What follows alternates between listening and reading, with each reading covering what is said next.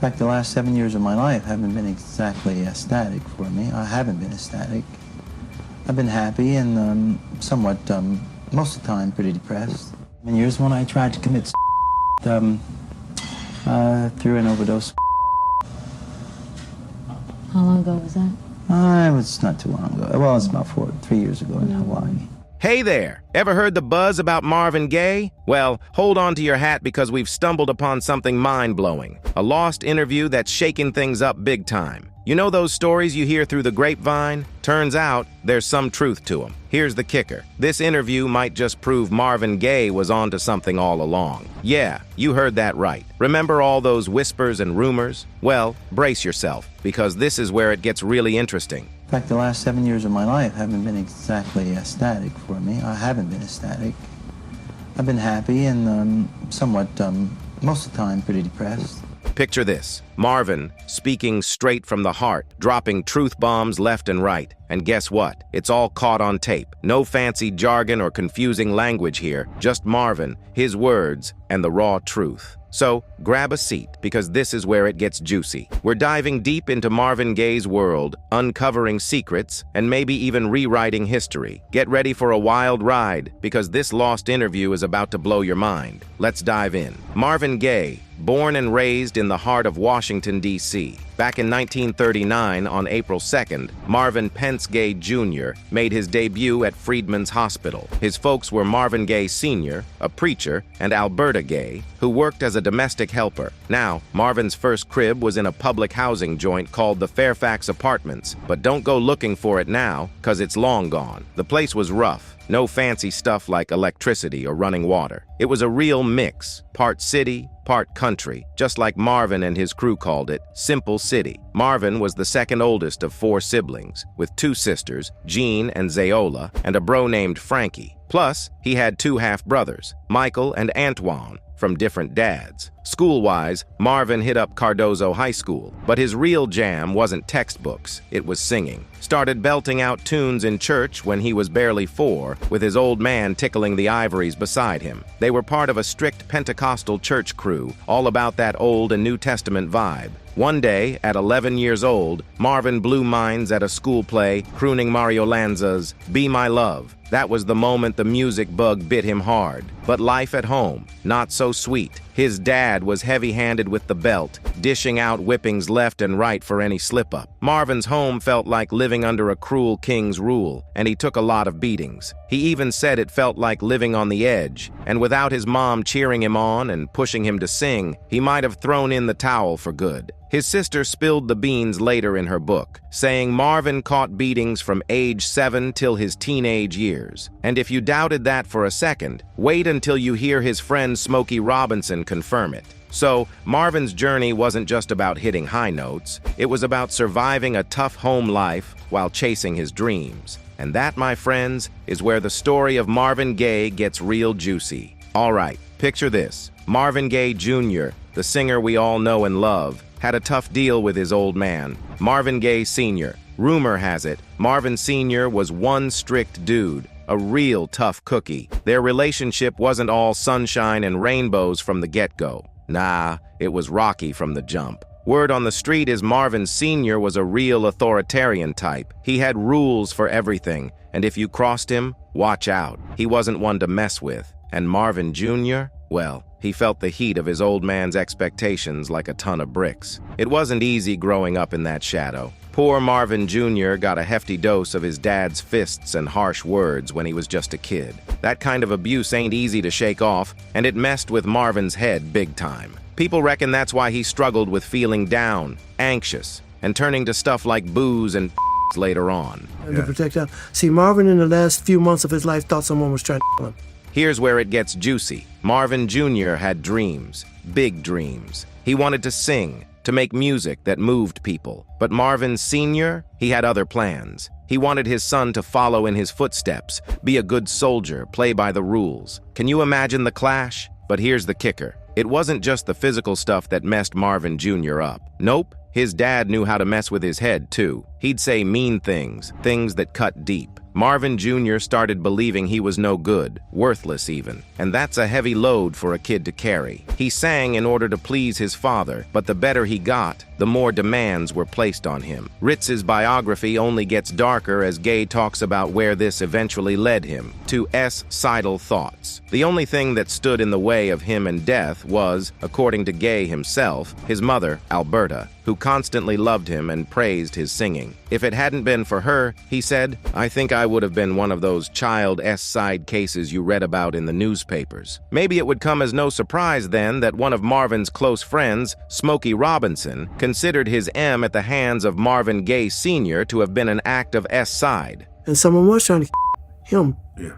He was trying to He was trying to himself. Absolutely. In order to escape a nasty home life, Marvin Gaye enlisted with the Air Force with visions of being a pilot like Errol Flynn, even though he was terrified of flying. Really, it came down to another act of defiance towards his father. I was sick to death of my father's household. I had to get out. Besides, I didn't have the concentration to make it through high school. I was afraid of failing. I knew I couldn't live up to father's standards. Yet he would find that while he was in the military, his romantic idealization of it would come crumbling down. He wasn't able to adjust to the extreme regimentation of military life, and he was openly oppositional to authority. Gaye said of his time in the military, I felt betrayed. I went in to learn how to fly and wound up peeling potatoes on some godforsaken bases in Kansas, Texas, and Wyoming. Following his discharge from the Air Force, Gaye and his good friend Reese Palmer formed the vocal quartet, the Marquis.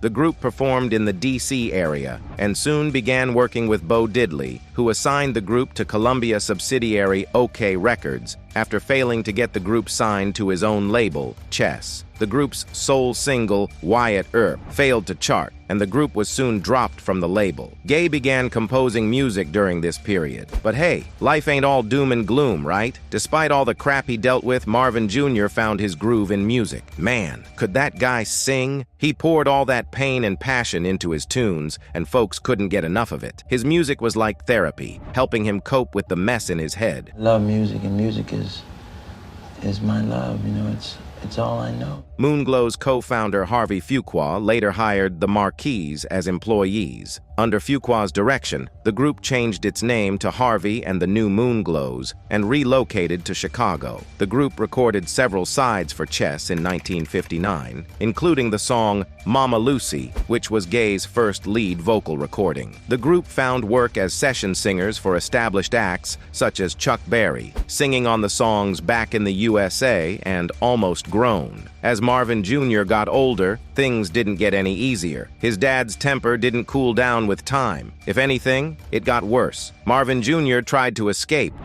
find some peace away from home. But his dad's shadow followed him everywhere. Rumor has it, Marvin Jr. turned to music to cope. He found solace in those soulful melodies, pouring out his pain through songs. Music became his safe haven, his escape from the madness at home. And here's where it gets interesting. Marvin Jr. wasn't just good at music, he was a natural. His voice could move mountains, touch hearts, heal wounds, but even music couldn't shield Marvin Jr. from his dad's wrath. No matter how many hits he wrote or how famous he became, the scars from his childhood never faded. He struggled with demons his whole life, haunted by the memories of a father who was supposed to protect him but only brought him pain. Here's where it gets juicy. Despite the darkness that loomed over him, Marvin Jr. refused to let it define him. He fought tooth and nail to break free from the cycle of abuse, to find his own path, his own voice. And though the journey was long and hard, he never gave up. In 1960, the group disbanded. Gaye relocated to Detroit with Fuqua, where he signed with Tri-Fi Records as a session musician, playing drums on several Tri-Fi releases. Gaye performed at Motown President Berry Gordy's house during the holiday season in December 1960. Impressed, Gordy sought Fuqua on his contract with Gaye.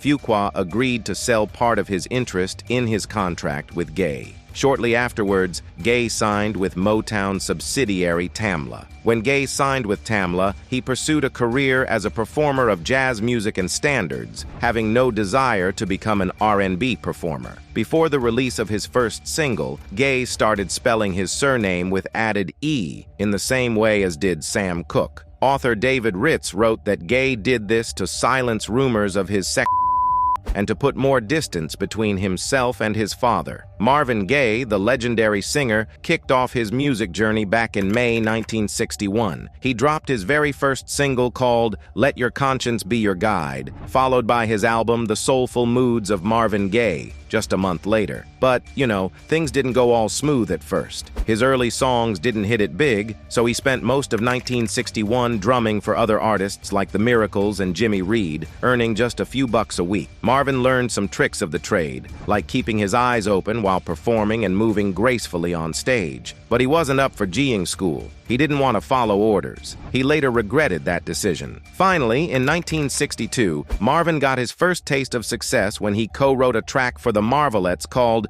Beechwood 45789. Then his solo song Stubborn Kind of Fellow made it to number 8 on the R&B chart. Things started looking up as he got more hits like Hitchhike and Pride and Joy. By 1964, Marvin was making waves with his music. He teamed up with Mary Wells for a successful duet album and dropped hits like How Sweet It Is to Be Loved by You. He even showed up on TV, making appearances on shows like American Bandstand and The TAMI Show. And let me tell you, Marvin made it big time. His songs were hitting the charts like nobody's business. He was churning out hits left, right, and center, and people were loving every minute of it. His albums? Oh man, they were game changers. Critics were drooling over them, and fans couldn't stop spinning them on their record players. Marvin's career soared in the mid-60s with chart toppers like I'll Be Doggone and Ain't That Peculiar. He also paid tribute to Nat King Cole with some soulful ballads. Then, something tragic happened in 1967. Marvin's singing partner, Tammy Terrell, fell ill during a performance and was diagnosed with brain cancer. Despite hits like Ain't Nothing Like the Real Thing, Tammy's illness slowed down their recording sessions. In 1968, Marvin delivered a smash hit with I Heard It Through the Grapevine. It topped the charts and sold millions of copies worldwide. But despite the success, Marvin felt like he was just a puppet in the music industry's hands. The 70s brought more triumphs for Marvin.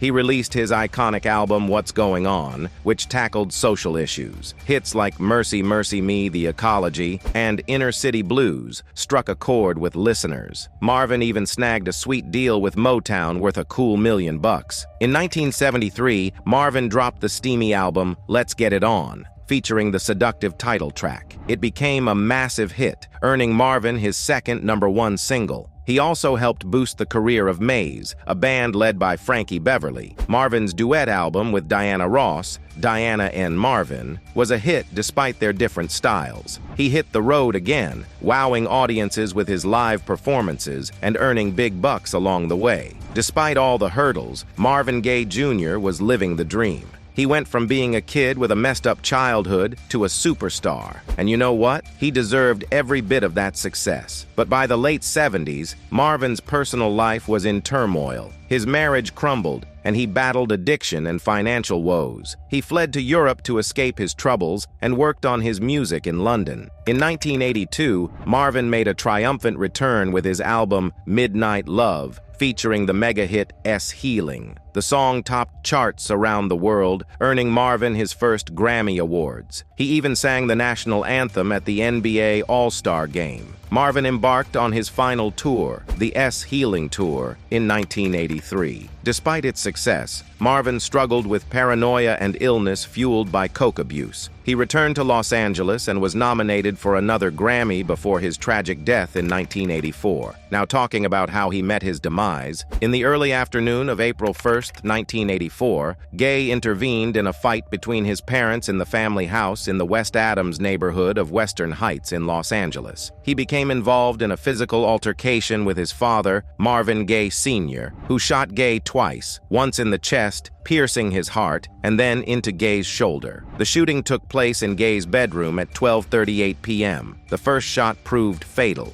Gaye was pronounced dead at 1:01 p.m. after his body arrived at California Hospital Medical Center, a day shy of his 45th birthday. After Gaye's funeral, his body was cremated at Forest Lawn Memorial Park, Hollywood Hills, and his ashes were scattered into the Pacific Ocean. Gaye Sr. was initially charged with first-degree M, but the charges were reduced to voluntary manslaughter following a diagnosis of a brain tumor. He was given a suspended 6-year sentence and probation. He died at a nursing home in 1998. 360 days he is now doing. All right, Mr. C, the state prison today, I would have chosen the midterm.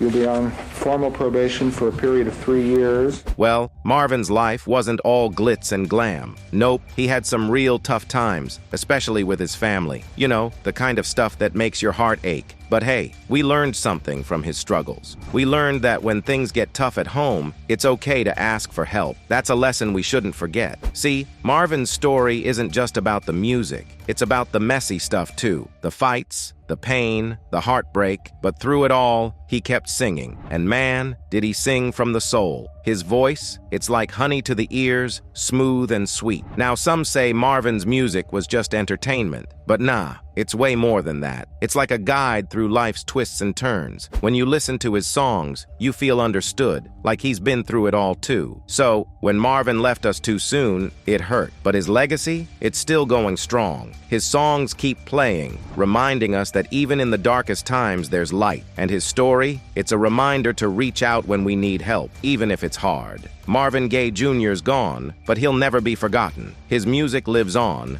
and so does the wisdom he left behind. That's the legacy of a legend, right there. And that is all for today. Until next time, bye.